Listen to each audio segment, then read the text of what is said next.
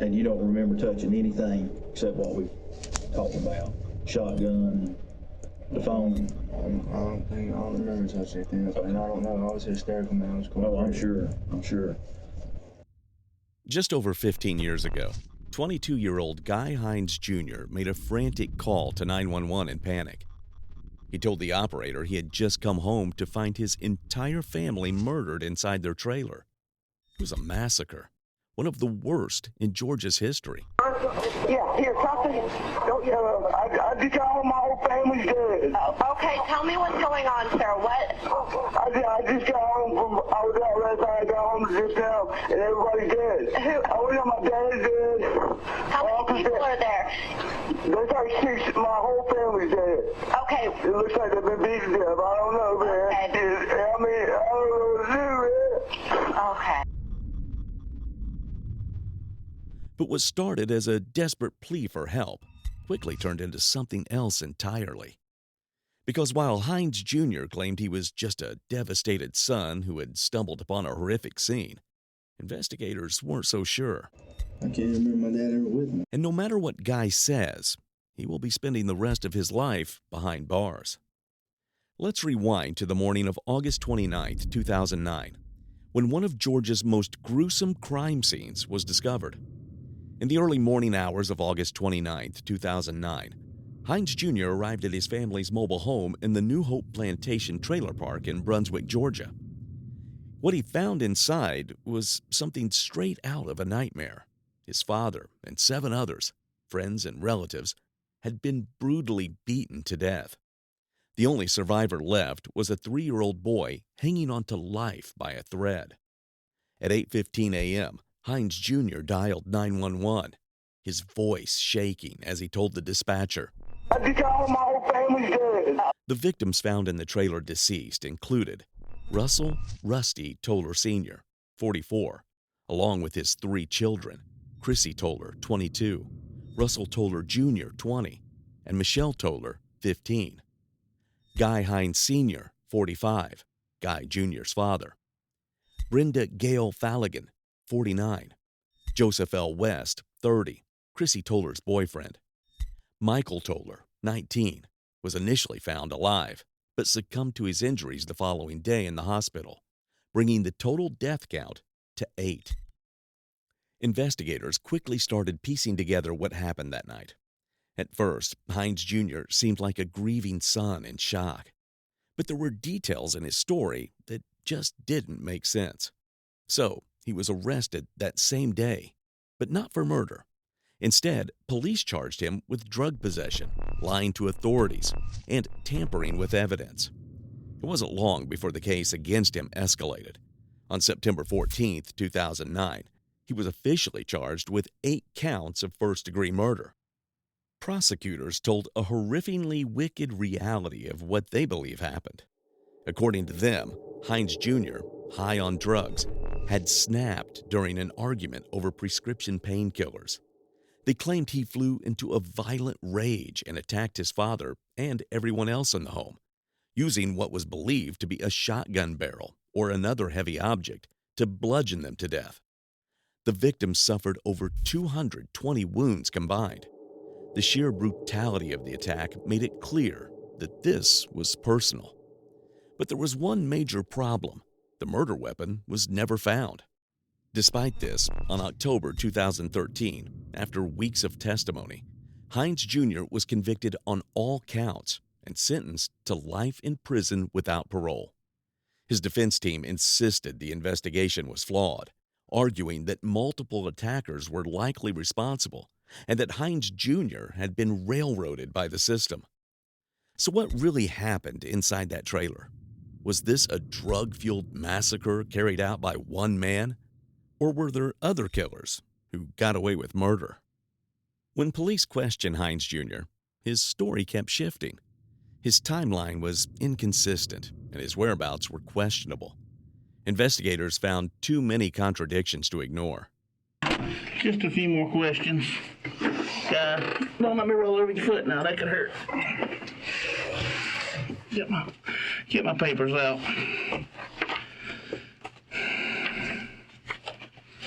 Go back to where I just talked with Zach.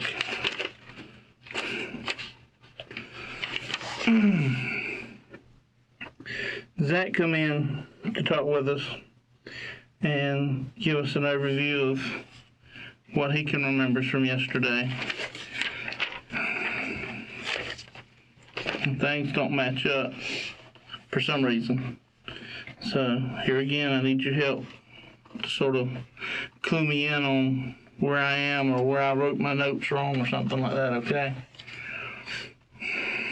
You remember about what time they picked you up yesterday? Roundabout. I don't need an exact time. Who, they and Rick?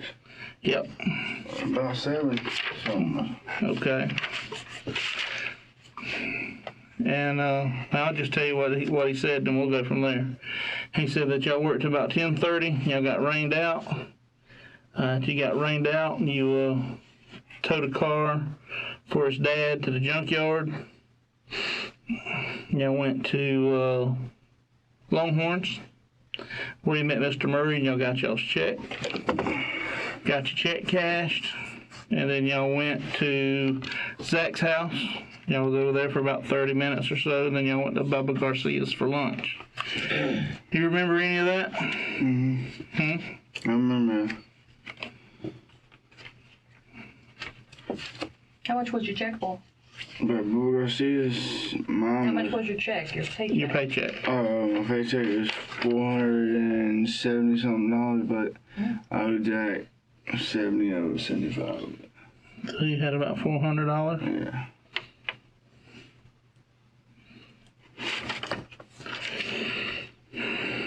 After Bubba Garcia's, y'all went back to Zach's house, and you stayed there till about 5:30, and then you told him you was going to walk to Bonaventure Golf and buy you some clothes because y'all were going to go out that night, you and Zach and I guess the summer girl and Zach's girlfriend, Kelsey. He never seen you again. Yeah. Okay. That's a lot different than getting rained out and going home, where you got a shower and... At first, he said he never went back home that night. Then, he admitted he did. He claimed he took his shower elsewhere, then later said he showered at home. He said he had a car, then insisted he walked. The inconsistencies piled up, making him look more and more like a suspect. Shower and stuff that I did, I went by my house. Then Zach's lying. I don't know what Zach is right there, but I mean, everything else is right. I thought you said earlier that you had that car rusty since yesterday morning. I did get the car yesterday morning. What'd you do with it then? I went back and got the car and I went to the island. To work? Yeah, after I left Zach's.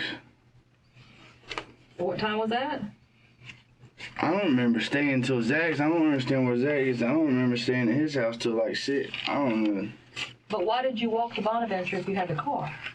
Because I didn't have the car at that time. Where was it? It was at the house. You told us a little while ago that you got the car yesterday morning. Well, I got the car yesterday. Yesterday when? But after work? It was, I guess, yesterday afternoonish. How'd you get it? I went over there and got it, borrowed it. How did you get to the house to borrow it? My brother. Which one? He kept missing small details. So you changed clothes? Yeah, I guess I told you I didn't. I'm sorry, man. I don't know, y'all nervous. My clothes are at the house. Y'all can go get them if y'all want to. I mean, I'm sorry, man. Y'all are trying to ask me. I mean, I don't know, man. Well, you know... I'm trying to remember every little piece of this thing. I'm sorry. I mean, I went around getting messed up. I'm sorry. I didn't go around killing. It's important, though, you know, once you talk to somebody and the person's I don't looking out remember things, exactly everything. You know what I'm saying? I talked to a lot of people every day. I don't remember exactly what time I was with him. I don't remember exactly what we said. I don't remember, you know, I don't... Not asking you for exacts. I already told you that. He grew agitated as they pressed for time and details, insisting he couldn't recall the exact hour. A police officer then politely reminded him they weren't asking for a precise timeline, just for consistent information. I asked you, was it day or night? I don't care exactly what time it was. But when you're leaving out information like, no, these are the same clothes I had on yesterday, and then we find out, no, they're not, then it makes it look like you're hiding something. I did have these clothes on yesterday. I just didn't have them on all day. I mean, that is what I said. When he thought he had mishandled it, he said he was nervous because he had never been in such a situation before. I'm nervous. Shit, I ain't never been in a situation like this. Y'all do this every day. I don't. To which he received an obvious and expected response from the officer. Like I said earlier, if you haven't done anything wrong, there's no reason for you to be nervous. Wouldn't you be nervous? So you wouldn't be nervous. You just getting questioned and you wouldn't be nervous. If I knew I didn't do anything wrong. No. Well, I'm sorry, that's not me. I ain't never been in a situation. I'm a little bit nervous. I think you're a little bit nervous because whether you're choosing to leave out some information or not tell the whole story, or whether it's because you've been, drinking or doing your dope all night, for some reason you can't remember. And that makes it look like you're not telling the truth.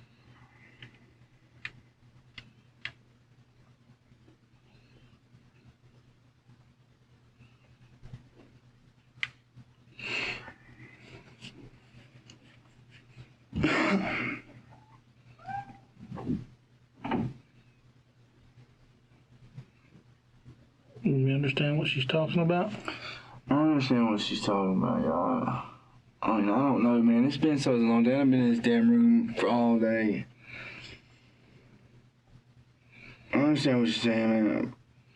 It looks like I'm sorry. I'm sorry. I can't get everything. I don't know what to tell you. I'm not trying to argue with you. I'm not trying to be an asshole, but I'm sorry. I'm not as precise as y'all. I'm sorry. We don't need precision. Okay, we don't need it. We just need the whole truth. The officers kept insisting they just wanted the truth and nothing concealed. But maybe Guy was hiding something, influenced by something, or genuinely struggling to remember things correctly. It's just a lot different. It's not anywhere near precision when you say, I went home at 10:30, and another man says he didn't go home at 10:30 because he was with me till 5:30. That's a lot less than precision, and that's a lot less than a mistake. You see what I'm saying? That's a total blackout or something. I see what you're saying. So we need to get all this straight, because like it or not, the people, not just the person, but the people that killed your family are getting farther and farther away while we sit here and go back and forth over. Well, I'm telling you everything I can tell you, man. I don't know. Did you go in the store next to McDonald's? Yeah. What'd you buy? I didn't buy nothing. I went to use the bathroom.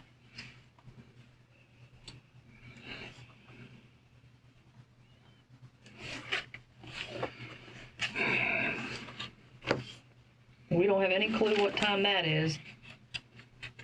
At some point, what time did Zach say he left? 5:30. I don't know, man. I guess it's moving around. I don't know. I was messed up. Zach wasn't, so I guess I don't know. So, but do you remember what store you saw Tyler at? Was that the one by McDonald's, or was that the one by remember that. Skiff Landing? That's the one by McDonald's, the damn friendly. Okay. There's the one by Skiff Landing, but it's the one by McDonald's I'm talking about. Okay. Did you talk to your dad yesterday? Yeah, I talked to my dad yesterday. What about? I talked to him about the lot rent. They're supposed to be getting that lot and stuff in there. And when I got home, that's the last time I talked to him. What do you mean talked about the lot rent? What's that mean? We're supposed to be renting a lot in there. And, I was supposed to have the money for it. Yes, man. So you didn't call your dad at some point? You just talked to him when you got home? I talked to him when I got home. Did your dad call around looking for you? Why would he call looking for him? That's what I'm asking. No, he didn't. Never had before. Did Rusty let you borrow the car, or did you just take the car? No, my cousin let me borrow the car. You have license? No, I don't.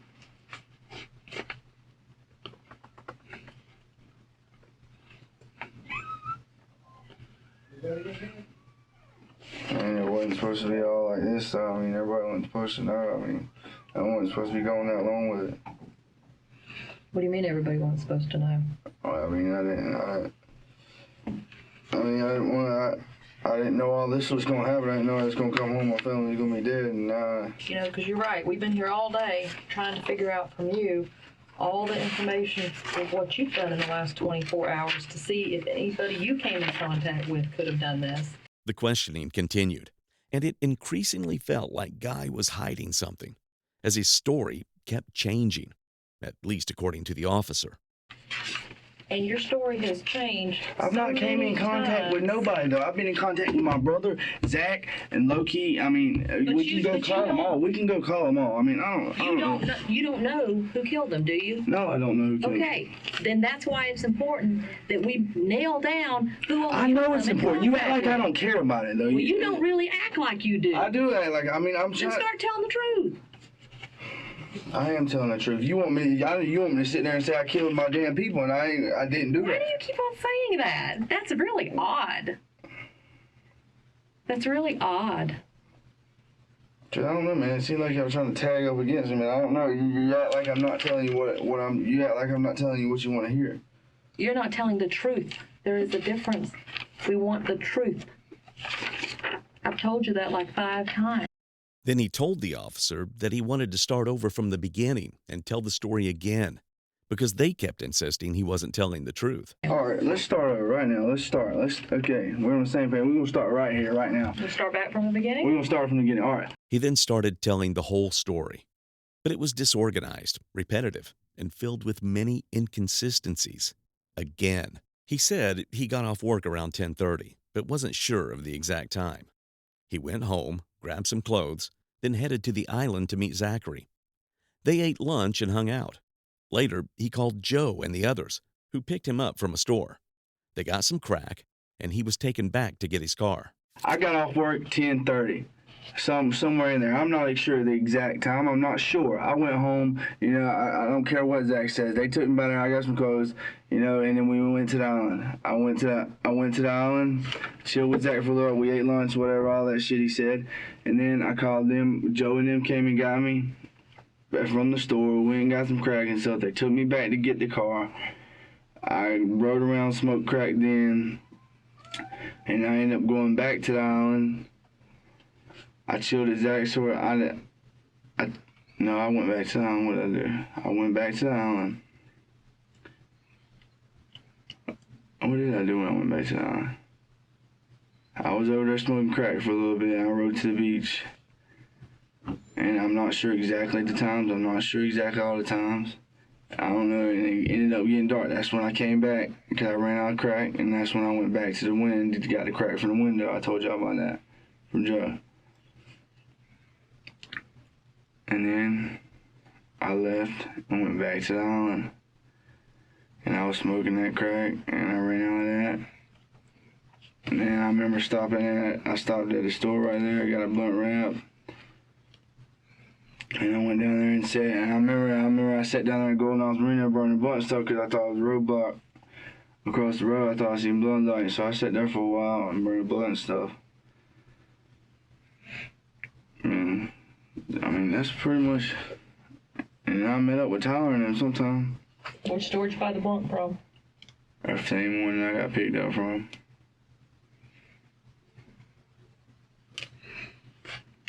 I just got one question. What? In the end, his story again was full of uncertainty, time gaps, and circular details. This back and forth makes it clear why the officers were suspicious. His story keeps shifting, and he's struggling to keep track of his own details. But little did he know that he had seriously messed up the island part again. The officer presses for details, asking how he got to the island. At first, he seems confused. I just got one question. What? How did you get to the island? What do you mean, how I get time? You said that Zach took you home. No, I did not say that. Zach took me. When you say I say Zach. Then he says that Zach took him. When the officer pushes for clarification, he changes it to say he rode with Rich, his boss, and Zach rode with them too. As soon as you got off work, 10:30. I ride with Rich. I ride with the boss man, and Zach rides with him too. Okay, well then Rich took you home. Yeah, he didn't take me home. I went by and got clothes, and we left. Okay, so they just dropped you to get some clothes. You got your clothes and you got back in the truck. Yeah. Okay. Now what Rich about is your boss? Is that what you're talking about? Yeah. What? Yeah. Majestic? Yeah. What about going to get you checked? We did all that, yeah. We went to Longhorn and all that. So now Rich took you home? He went by my house. He didn't take me home. We went by my house. Oh, he's waited there for you. Yeah. The officer asks if Rich took him home. He says yes, but then clarifies that they just went by his house. When asked if Rich waited while he changed, he says he didn't change. He just grabbed clothes and took them with him. Another inconsistency. Then, when asked where he changed, his answer becomes even more uncertain. He waited for you to change clothes? Mm-hmm. Well, I didn't even change clothes. I just grabbed them and brought them with me. I didn't change clothes. And then where did you go? We left and went to Longhorn. I think we went to Longhorn right after. Or we towed the car after that. Then we went to Longhorn. He first says he changed in the car, but then corrects himself, saying he never actually changed until later, after getting another car, the Cougar. Where did you change clothes at? In the car. You just changed in the car? I never even, the clothes I got, I never even changed into until after I done got in the car. In which car? What are you talking about? The Cougar. After Joe and Chrissy picked me up and took me back to get the Cougar. And you just changed. So your clothes that you were at work yesterday's in the Cougar? No. They should be in the Cougar, I guess. They should be in there. They should be, because you changed in there. I don't know, y'all. I mean, I don't know exactly where everything is, but I was messed up. I mean, that's what. Then he trails off, admitting he was messed up and doesn't remember exactly where everything was. This is what the officer picks up on before finally asking the key question. If he was messed up so badly, could he have been so messed up that he ended up killing his family? What? Let me ask you this. Because you keep on saying you're so messed up, you don't know. I mean, I don't remember exactly everything. Okay, but let me just ask you a question. Then why should we believe that you didn't have anything to do with it? Maybe you were so messed up, you don't remember. Because I didn't kill my family. She leaves the room with a sigh, frustrated that she still can't get the whole truth. As soon as she's gone, the guy says, I mean, she acts like just because I'm asking questions, I'm guilty, man. I can't stand it. It's not that you're asking. I don't know. Yeah, I'm not 22 years old. I ain't never been there before. I don't know. Yeah, it's not that you're asking questions. It's just that some of the questions that we've asked didn't get answered, not the way we want them to be answered, but some of them didn't get answered truthfully because you forgot, you got confused, or you got mixed up. So, yeah, when we find out there's a discrepancy in one story from the other, we're going to ask.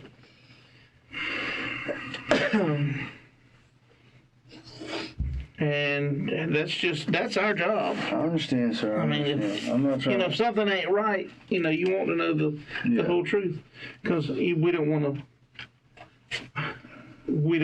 to charge somebody, without all the facts. We don't want to charge an innocent person. We want to know when it comes time to set the charges, then the right person's going to jail. And things went wrong or something bad happened or whatever. That's why we keep asking if there's somebody that might want to do this against you. You keep asking that. That's the same thing you try to do in there. Nothing bad happened. I didn't snap and kill my family. I'm not that. That's what he insinuated in there with that damn test thing, man. I'm not a damn quack job, man. I don't like that either, man. I mean, you don't understand. I mean, I wasn't in there for the test, okay?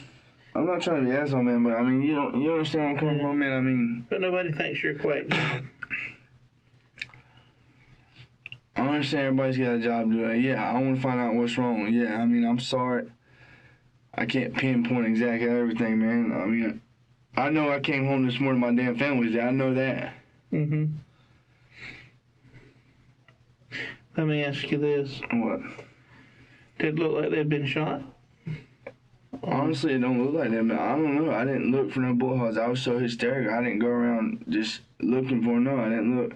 But it looked like Michael, the one I was sent back there with paying the most attention, it looked like he'd been beat with something. I don't know. His eye was like swole shut. Mm-hmm. But I didn't really look at everybody and pay that much attention, man. I mean, I was freaking out. I really don't want to see that. Okay. Now this is, and these are hard questions. I mean, you're just going to get down to some hard-ass questions, okay? It would have took more than one person to go in there if they just beat up the family or beat the family like that. It would have took more than one person. So now we can suspect we're looking for more than one person. Maybe a group of people. Maybe a gang of people. But with that, we might be looking for more than one person. That's just me and you sitting here now if, nobody was shot or whatever. Off what you've seen, because I hadn't been there. I got here today and started doing paperwork, and I knew that you were coming and Tyler was coming and everything else. Okay? So, that's why I'm asking you, what did you see? What do you think? Help me figure out how many people we're looking for, if we're looking for more than one. I mean, what kind of weapon they could have used. Definitely more than one person. I mean, there's 7 people in the house. I mean, you tell me one person. This 2 plus 2 is not 4. I mean, yeah. But I don't. There you go. Chrissy and the rest of them, were they in the bed? Did they have their clothes on? It looked like they were asleep. I mean, they looked like they were dressed in night clothes. I mean, they were like they was laying down. Your dad, what did he sleep in? He was asleep. I mean, he was covered up and stuff when I seen him. Okay. What about Rusty? I mean, he was laying in the floor. I mean, what do you mean? What was he wearing? What was he wearing? I mean, was he dressed for bed? Did he have covers like on? He was dressed for bed. I mean, but he was in the floor. Okay. And Joe? It looked like everybody was dressed for bed, man, honestly. I mean, okay. Was anybody, out of place, maybe in the wrong bedroom or in a bathroom? Or Rusty was in the floor. I don't understand why he was in the floor. Well, that's at the foot of the couch or right beside the couch? What is it? Is that right beside the couch? That's right at the foot of the bed where it was. Okay. But other than that, everybody was in the rooms they should have been in for bed or whatever. Yeah, I mean everything looked ordinary. I mean, this is just one big nightmare. Just one big nightmare is what it is. So what happens? What do we do from here? Trying to figure out what's going on. Wait on the phone call. Maybe you can help us out if somebody gives us a name or somebody. Wait on the phone call from who? Whoever, man. And we get leads and stuff all the time. That way we can bring a name to you or a number to you and go, do you know this person? That this person, where's this person from? What does this person do? You're the only person from that household that knows people that come and went, or people that called, or people that's supposed to have been there, that could have been there. You're the only thing we've got, short of anything. So we had to run names and numbers and everything else by you. That's the important thing. Trying to think of anything else. Where do I have to stay tonight? Oh, you got family here you can stay with? Tyler let you stay with him? Yeah. I mean, but what about my house? I mean, what? That's going to be tied up for some time. You mean the trailer? Yeah, but what more? I got my clothes and everything. I mean, I ain't got nothing. We'll get with the captain later. If you need to go over there and get your clothes when they're finished, we'll see about getting somebody to take you over there so you can get some clothes. And then finding you wherever you're going to stay tonight, whether it's... I can stay with my brother tonight, man. Yeah. We'll get you over there. I got enough money for a motel room. I mean, I can stay with my brother. We'll make sure you get somewhere to your brothers or wherever. You never found out nothing else about Michael or Byron? Man, I don't know if they're in surgery. I don't know if they're has anybody called Byron's grandmother? I mean, we don't talk to that side of the family, but his grandma, his daddy's mama. I mean, I don't know. Byron's grandma. Yeah. Gloria. Somebody has, yeah. Yeah, I do believe they have. Like I said, everybody. It's a circus is what it is right now, not with the family members, but with the newspaper and stuff like that, man. It's just...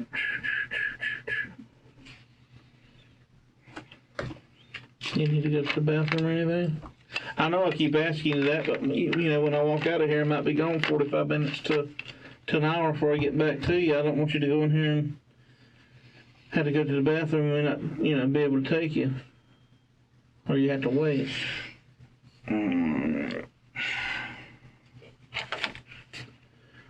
Alright, let me go back and see if they called. I think the captain called after I did. So they might call her before they call me. After being charged with multiple counts of murder, Guy Hines Jr. went to trial for nearly 4 years. On October 25, 2013, he walked into the courtroom, maintaining his innocence despite the overwhelming evidence against him. The prosecution argued that Hines had brutally beaten his family to death over a dispute about prescription drugs. After hours of deliberation, the jury found him guilty on 8 counts of murder. Consequently, he was sentenced to life in prison without the possibility of parole.